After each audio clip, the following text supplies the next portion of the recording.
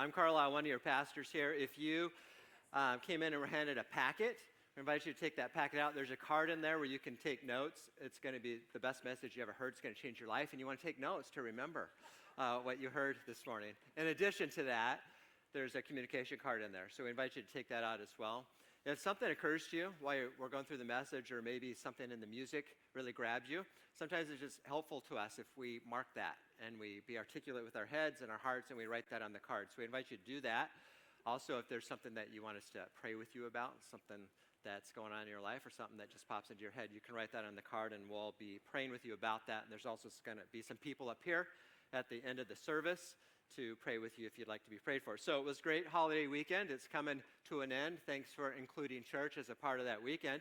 On the holiday, Independence Day, I got up early and met up with a friend of mine, and we went on a hike and had a great hike. And as we were finishing up the hike, his son came by us on his bike. He was on his way to a friend's house. I was impressed because it was early in the morning, and it's a teenager, and he was up. And this is what I said to him. Didn't even realize I said it, but I said, "Happy New Year," and just kind of went on. And he's sitting over there. He's just kind of, I decided he was having a teenager reaction. And as we walked away, then my friend said, "Happy New Year." That was kind of funny. I said, "Happy New Year?" That's just how my brain works. I think what I did was the fireworks and the New Year connected to the fireworks on Independence Day, and that's how my brain works. Have you ever heard someone, or have you ever said something that you were convinced that you were right? It was just the way it was, like that? That's what we're doing this series on, things that people think that Jesus said, that Jesus never really said, or things that are in the Bible that people say, kind of misquote and do something different that the Bible doesn't really say. So we're going to spend some weeks doing this. We're not doing it so that you feel stupid, that you don't know stuff about the Bible. That's not why we're doing it. We don't want you to realize how misinformed you are. It's not that. It's so that we can all be more equipped about what the Bible does say, what Jesus did say, what God speaks to us through the Bible, and how we can continue to reach our arms wider. One of the things we're focusing on this year, and as we talk to people about our lives, that we can talk about God and we can talk about His Word. Not just be smarty pants because we really know what Jesus said, but just things can kind of get misconstrued and get messed up a little bit. It's not so hard for things to get misquoted. So I have a test for you all. I want you to shout out. I'm going to tell you some quotes. Some of you should know at least one or two of them. So I want you to shout out who said this. So first one, "I cannot tell a lie." All right, George Washington. Don't be shy. I know you know stuff. I know you're smart. "Elementary, my dear Watson." Very good. All right. "Winning isn't everything. It's the only thing." Okay, football coach. All right, we'll see when we get there. I had such faith in you. Here's a one that's more recent. "Strategery." Who said strategery? Uh-huh. One of our presidents. "I can see Russia from my house." Sarah Palin. All right. I'm sorry, I'm so disappointed in all of you. None of those were correct. All of your answers were incorrect. Those are not who quoted those things. You're going to be all smart now when you leave. So the first one, George Washington, appropriate for the Happy New Year or for Independence Day. He never said this. A biographer who was writing about George Washington and saying what a great guy he was said, it's almost as if George Washington had cut down a cherry tree, then his father asked him if he did it, he would say, "I cannot tell a lie," because that's the kind of guy he is. That's where that quote comes from. George Washington never said it, probably never cut down a cherry tree. The second one, you're right, is attributed to Sherlock Holmes saying it, but a slightly nuance about that is that Sherlock Holmes never said those two things by himself. He said "elementary," and he said, "My dear Watson," but he never said "elementary, my dear Watson." Isn't your life changed by knowing that now? The third one is attributed to Vince Lombardi, football coaching legend, but he's not the one who said it. He wasn't the first one who said it. Red Sanders, a different coach for the UCLA Bruins, said it first. And then the last two actually were both from Saturday Night Live skits. Those people never, ever, ever said those things. George W. never said strategery. That was Will Ferrell. I mean, he's a good guy too, Not really a politician, but that's what Will Ferrell said. And Tina Fey was the one who was spoofing Sarah Palin and said, I can see Russia from my house. And what Sarah Palin was saying was that in parts of Alaska, you can see parts of Russia, which is actually true, but she never said that she could see Russia from her house. But it happens some way. Have you ever been misquoted? I've been misquoted. Not just because I get to talk up here with a mic strapped to my face sometimes, but I've been misquoted, sometimes in bad ways, usually from close friends or family when I've made them mad. They will take something I said and they'll make it really big and really bad and say that I said that, and I'm sitting there thinking, I was there. I formed the words, and they weren't those words. I didn't say that. It's really exasperating. Other times, sometimes people will take something that I said, and they'll make it really big and good.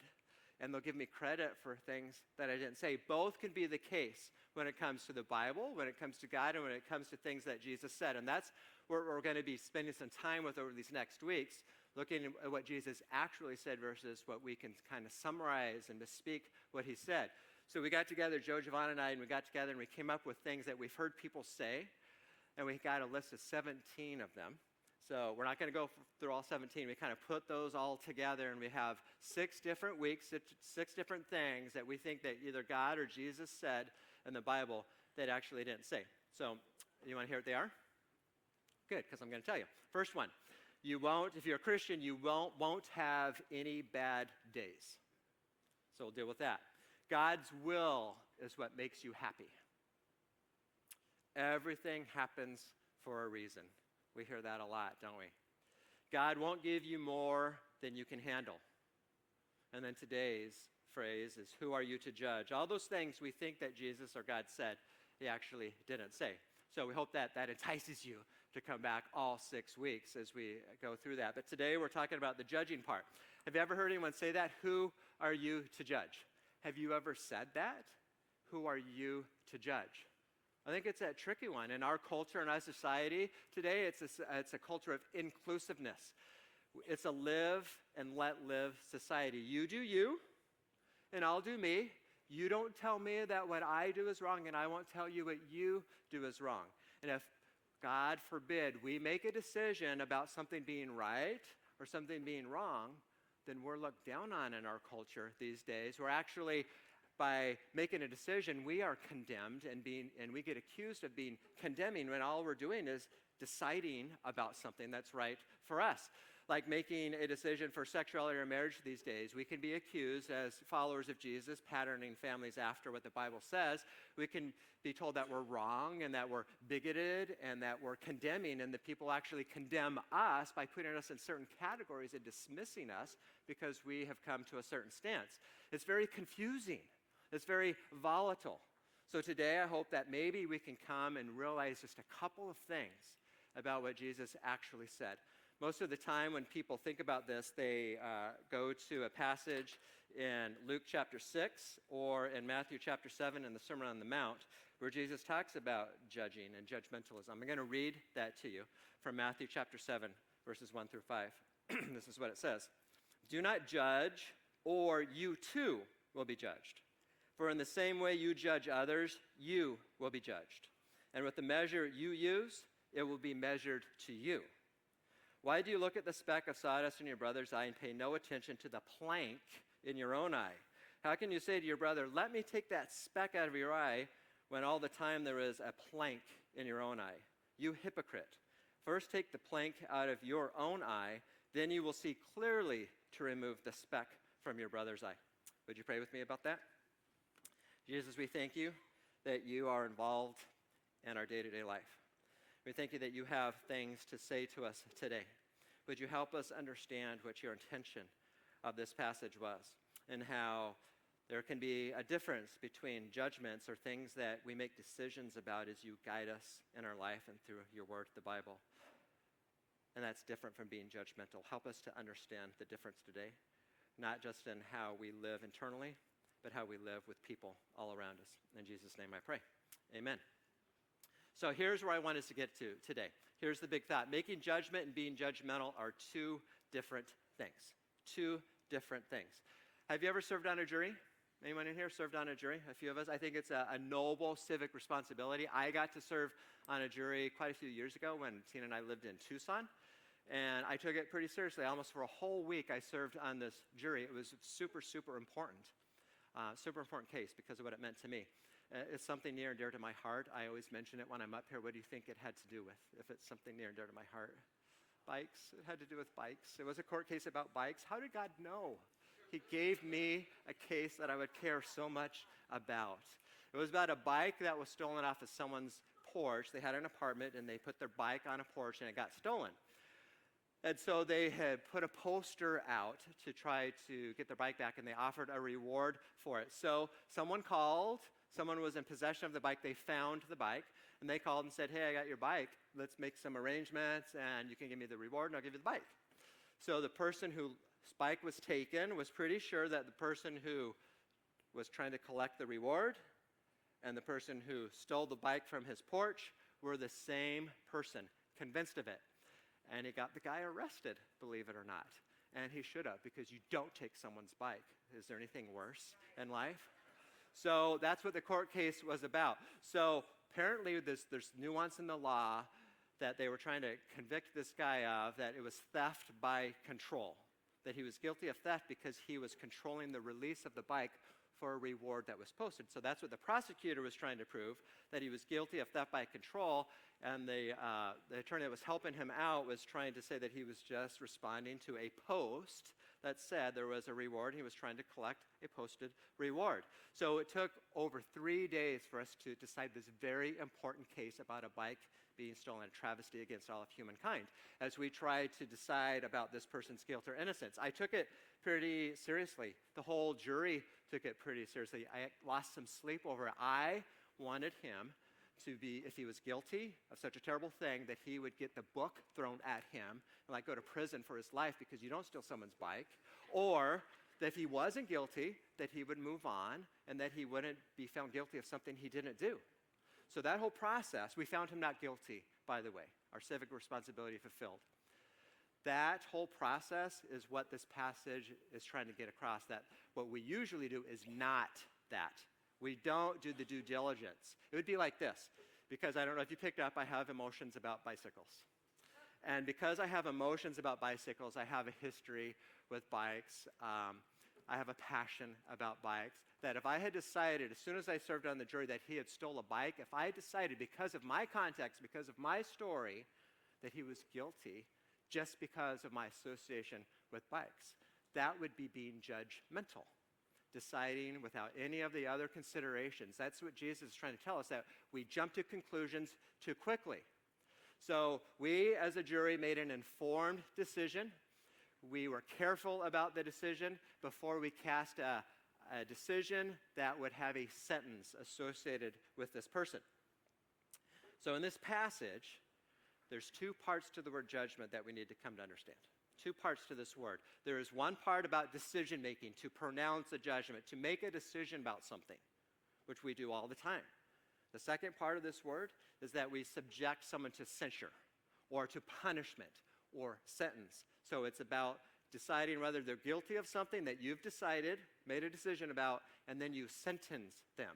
The word carries both of those. So two decisions are being made. Is this okay or is that not okay? Based on your filter, based on your knowledge, based on your story, based on how you feel about all those things. The second part of the decision is that you cast some sort of sentence or you give some sort of punishment to the person. So, how does this play out in real life, in the real parts of life, where we are the attorney, we are the jury, and we're the judge, all in one moment because someone offends us, something that we've decided is not right?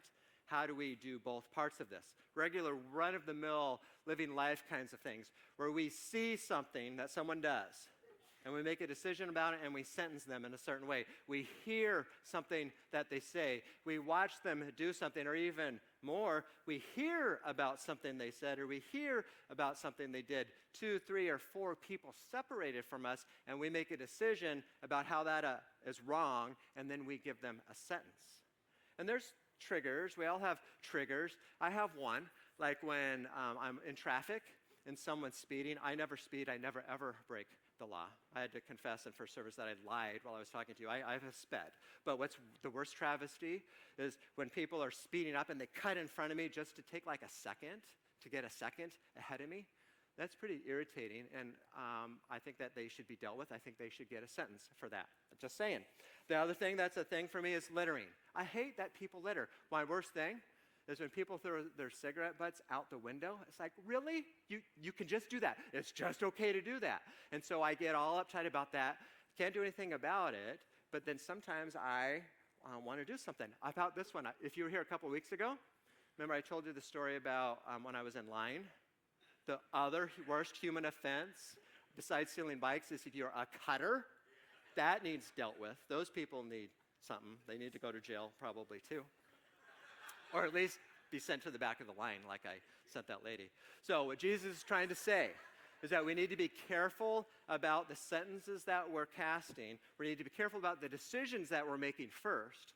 And then we need to be careful about the thing that we do next, the penalty that we give them.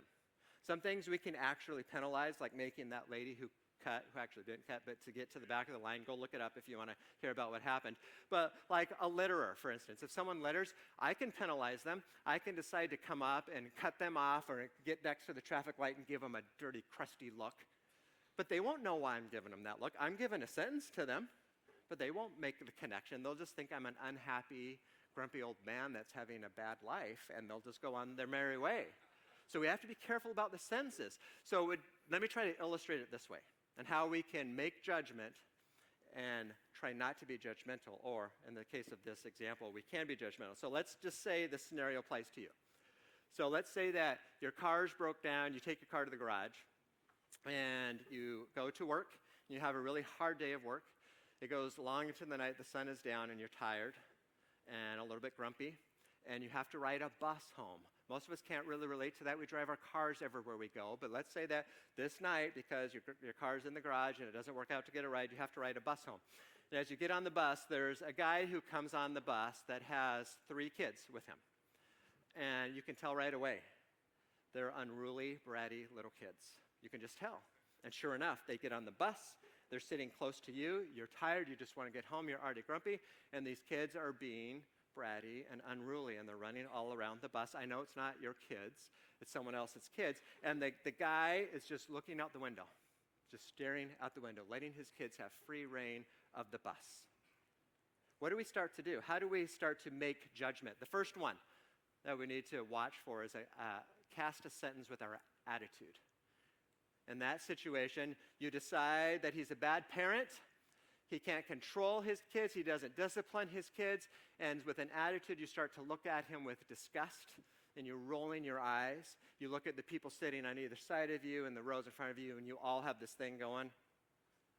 They're all doing this attitude thing because he is not doing what a good parent should do. It's a school night. Why does he have kids on the bus late at night anyway? What kind of dad is he? And we start categorizing. That's the second thing. We cast sentence by categorizing. He is a bad and careless parent.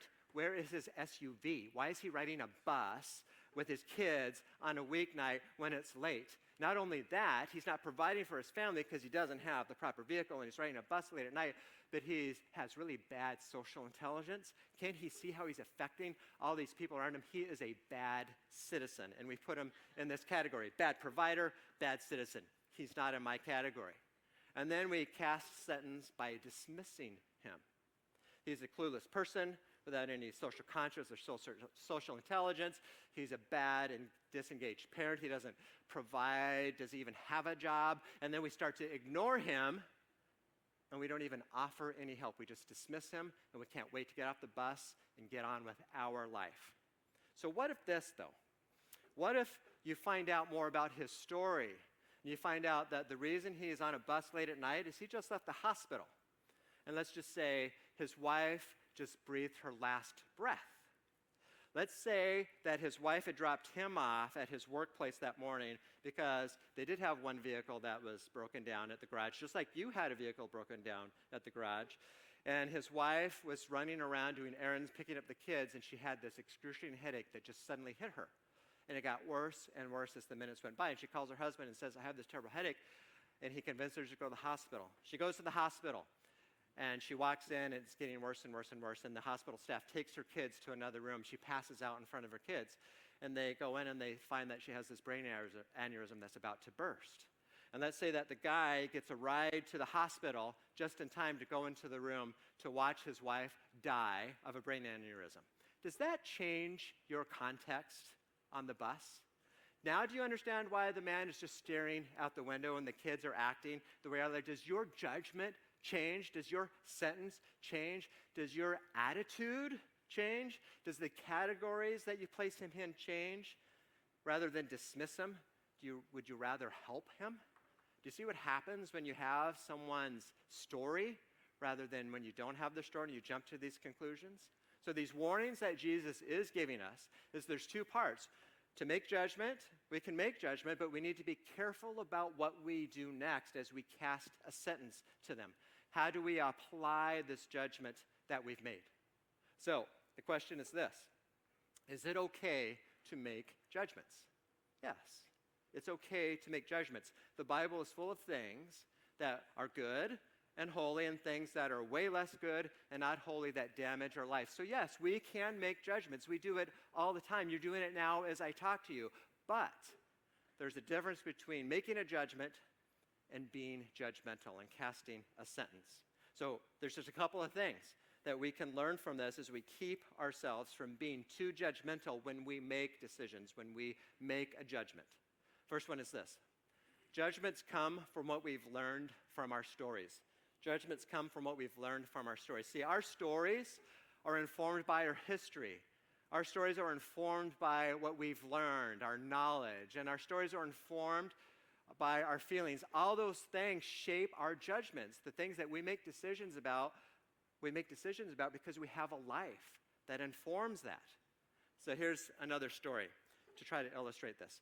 So I read a book. Javon, one of our pastors, told me about this book. I read it, and there's this story about a guy. He's an attorney, and he's an American guy, and he heard about this thing that happens in Uganda, Africa, that there's this whole culture thing where there's witch doctors in Uganda who kidnap young kids from their villages, usually young boys, and they take them out into the jungle, and they mutilate them, usually their private parts. Oftentimes they kill them all so that they can give a curse to someone in the village. So they use these kids basically as a sacrifice. So this guy heard this. He has some history, some knowledge, and some feelings about harming children, right? Wouldn't you have the same feelings?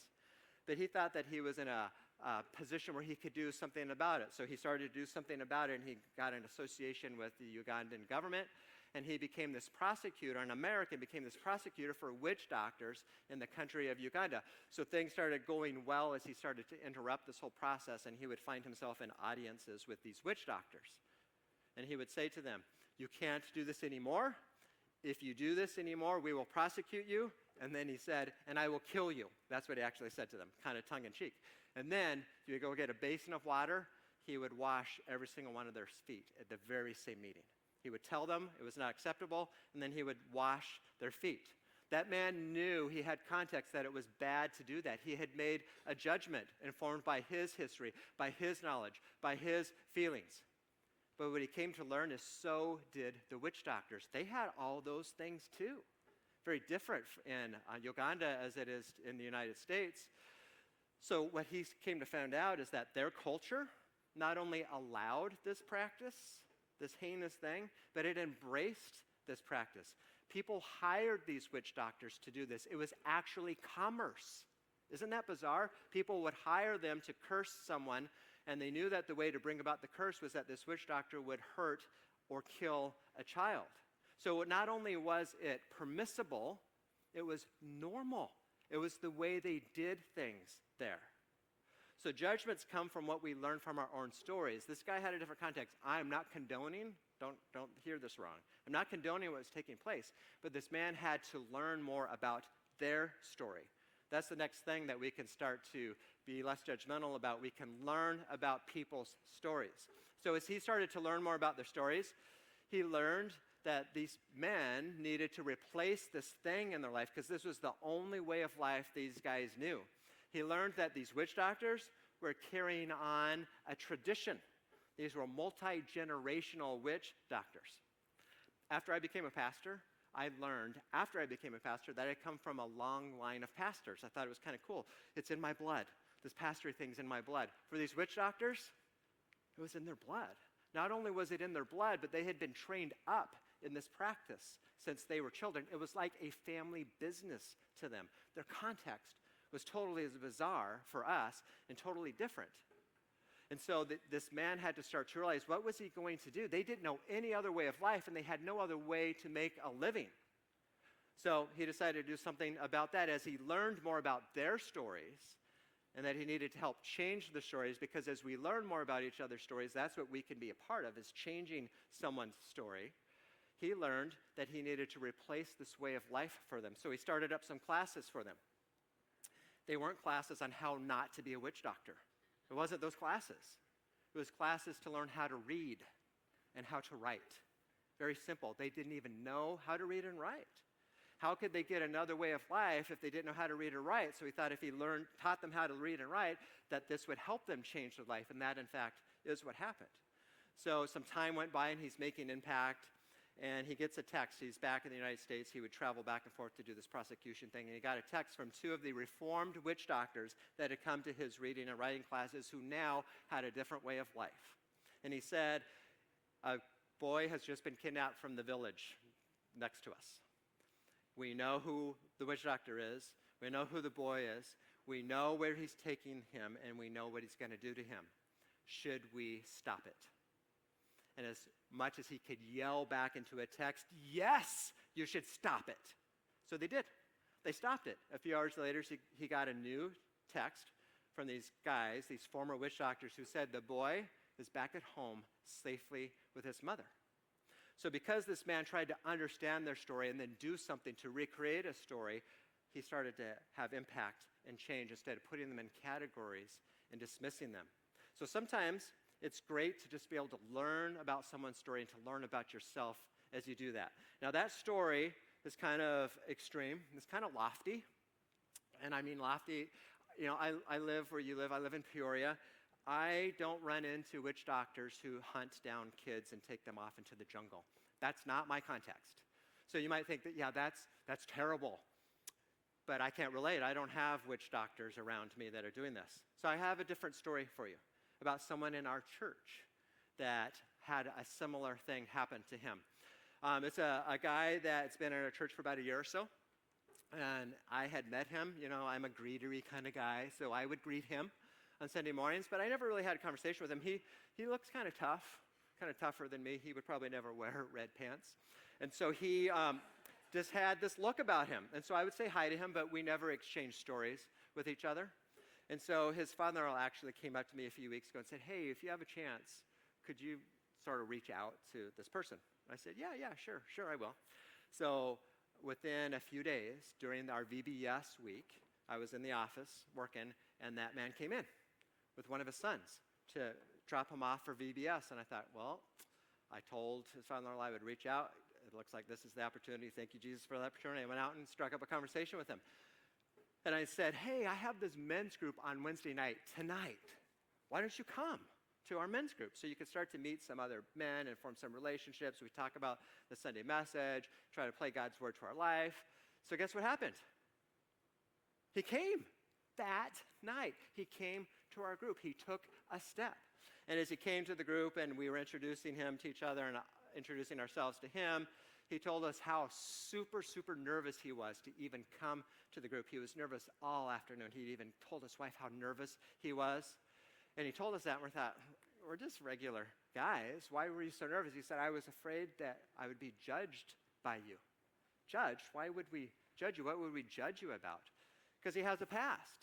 So he shared with us that he had a different life before, that he had done some things, that he went to prison for, that he had spent quite a season in prison. But that season had ended, and he was reformulating his life. He had a different life now. He has a job. He works hard. He has a family. He also shared with us that this was the one place, there's two places where he would wear short sleeves, which might sound kind of strange to you. He wears short sleeves at church on Sunday morning and short sleeves that night because he was testing us out. because his arms have all these tattoos all over his arm. Now, that's not that unusual, right? By the way, it's not, Alex is not involved in this story, just to let you know. So, as he's telling us this, he said that he had acquired these tattoos in prison, and apparently prison tattoos have a certain look. I don't know what that look is. None of us knew what that look was, but he was sensitive that his tattoos revealed something about his past before he could tell people about his past. So he would cover them up, except for here on Wednesday nights.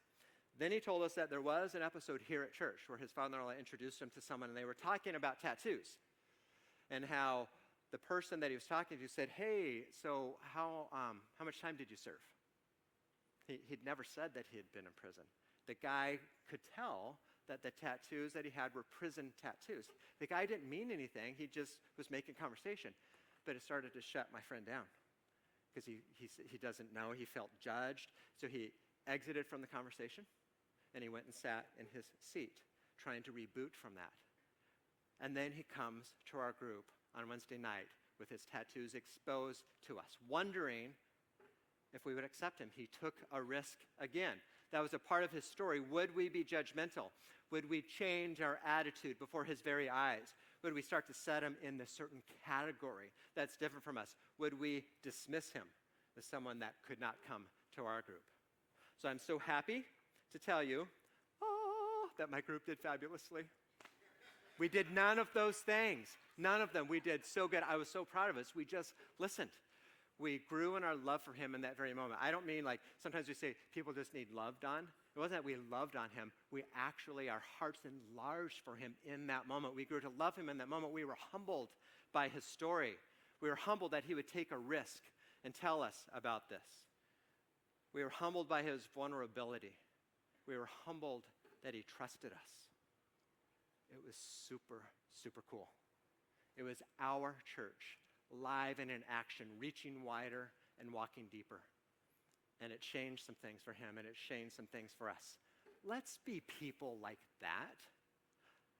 We have our convictions, we have our beliefs. They're informed by God. They're in the Bible. Jesus did say some things, and it's good to know what those things are. But let's be careful, and let's be sensitive on what we do next. I was thinking about decisions that I made. I actually was thinking about a decision I made 35 years ago. Not a good decision. It came up this week.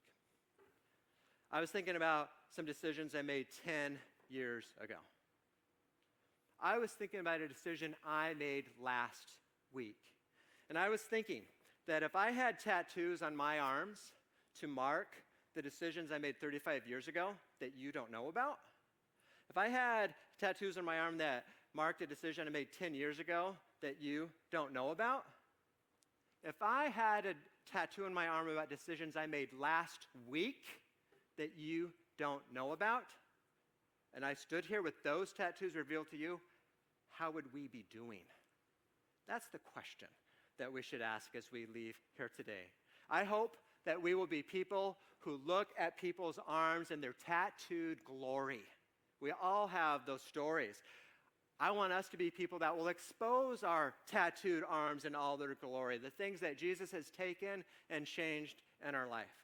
I want us to be people that listen to each other's stories, that learn more about each other's context.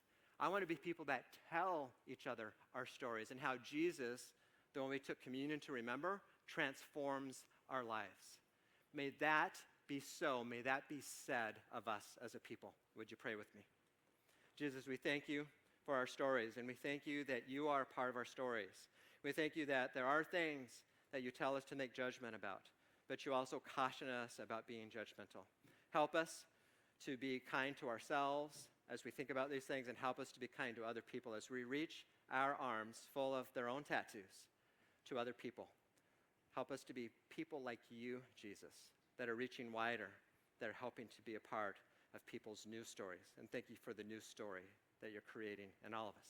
In Jesus' name I pray. Amen.